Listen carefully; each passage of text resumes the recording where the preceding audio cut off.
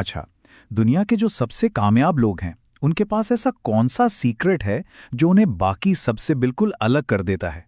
पता है, Napoleon Hill ने अपनी जिंदगी के 20 साल बस इसी एक सवाल का जवाब ढूंढने में लगा दिए, और उन्हें जो जवाब मिला, आज हम उसी को समझने वाले हैं। चलिए शुरू करते हैं। यही वो सवाल है जिसके इर्द गिर्द आज की सारी बात घूमेगी। लेकिन ये सिर्फ एक सवाल नहीं है, ये एक चैलेंज है।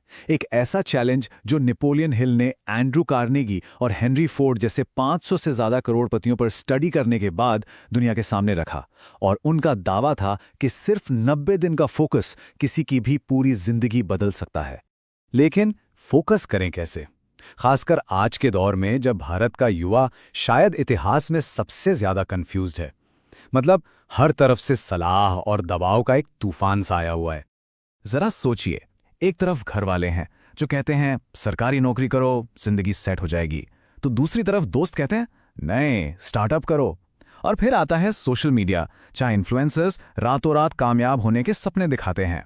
और इन सब के बीच रिश्तेदार कहते हैं अरे नेटवर्किंग करो, कनेक्शंस बनाओ। ये सारी सलाहें एक दूसरे से टकराती हैं और दिमाग में बस कंफ्यूजन पैदा करती हैं। तो असल में इन सभी बाहरी दबाव, नोटिफिकेशंस और सलाहों का नतीजा सिर्फ एक ही है, शोर। एक ऐसा मेंटल नॉइज जो किसी भी एक लक्ष्य पर टिकना, उस पर ध्यान लगाना लगभग नामुमकिन बना देता है। और जब हर कोई अपनी राय दे रहा हो, तो अपनी अंदर की आवाज सुनना तो वैसे ही बहुत मुश्किल हो जाता है। तो फिर सवाल ये है कि इस शोर से बाहर निकलकर कामयाबी का रास्ता क्या है? एंड्रू कार्नेगी ने नेपोलियन हिल को जो राज बताया था, वो आज की दुनिया में मिलने वाली सलाह से बिल्कुल ही उल्टा है। और मजे की बात देखिए, हमें हमेशा क्या सिखाया जाता है कि भीड़ में रहो, लोगों से मिलो, कनेक्शंस बनाओ। लेकिन कामयाबी का असली रास्ता है एकांत में, यानी सॉलिट्यूड में। हमें कहा जाता है कि हर चीज के बारे में थोड़ा थोड़ा जान लो, जनरल नॉलेज बढ़ाओ।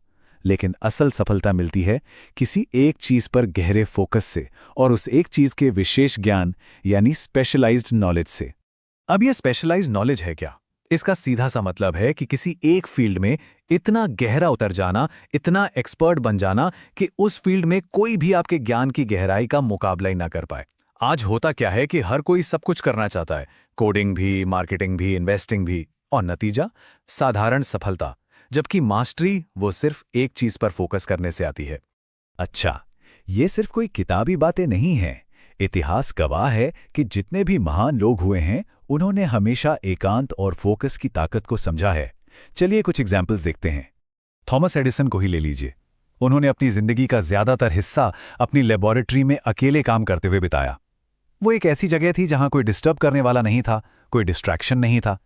एडिसन का यह मानना था कि दुनिया से कटकर ही वो अपने सबकॉन्शियस माइंड से जुड़ पाते हैं, और वहीं से नए नए आइडियाज आते हैं। और ये जो एकांत था ना, इसी ने उन्हें बचाया भी। पता है, लाइट बल्ब बनाने में एडिसन 10,000 बार फेल हुए थे। आप जरा सोचकर देखिए, अगर वो समाज के बीच रहकर ये काम कर रहे होते, तो हर फेलियर पर लोग उन्हें कितना डिमोटिवेट करते। तुमसे नहीं होगा, छोड़ दो। उनका वो अकेलापन ही उनकी ढाल बन गया, जिसने उन्हें बाहर की नेगेटिविटी से बचाए रखा। हेनरी फोर्ड ने भी बिल्कुल यही बात कही। उन्होंने नेपोलियन हिल को बताया कि जब मैं अपनी वर्कशॉप में अकेला होता था ना, तो आइडियाज अपने आप आते थे। ऐसा लगता था जैसे पूरी कायनात मेरी मदद कर रही है।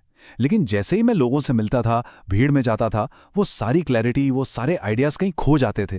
तो ठीक है, अब ये तो समझ आ गया कि फोकस और एकांत क्यों जरूरी हैं। लेकिन असली सवाल तो यह है कि इसे अपनी असल जिंदगी में लागू कैसे करें।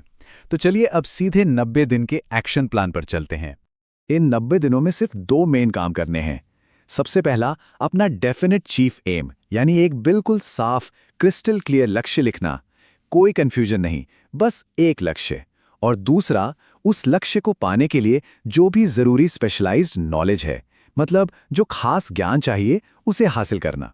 लेकिन लक्ष्य लिखने के साथ साथ एक और बहुत जरूरी सवाल का जवाब देना होगा कि इस एक गोल को पाने के बदले में क्या कुर्बान करने को तैयार हैं। क्योंकि इस दुनिया में कुछ भी मुफ्त नहीं मिलता। क्या वो नींद है, दोस्तों के साथ वीकेंड पार्टीज हैं, या फिर अपना आराम? ये बिल्कुल साफ होना चाहिए। प्लान एकदम सीधा है। हर दिन 4 से 6 घंटे सिर्फ और सिर्फ उस स्पेशलाइज्ड नॉलेज को सीखने में लगाने हैं जो लक्ष्य के लिए जरूरी है। और हां, सिर्फ पढ़ना या सीखना नहीं है, जो भी सीखा उसे तुरंत अप्लाई भी करना है। क्योंकि सिर्फ जानकारी पावर नहीं है, उसे इस्तेमाल करना असली पावर है। और इन सब के अलावा बाकी सारे डिस्ट्रैक्शंस को बिल्कुल जीरो कर देना है। और हाँ, ये 90 दिन आसान नहीं होने वाले। रिसर्च भी यही कहती है कि किसी भी आदत को बनने में करीब करीब इतना ही टाइम लगता है।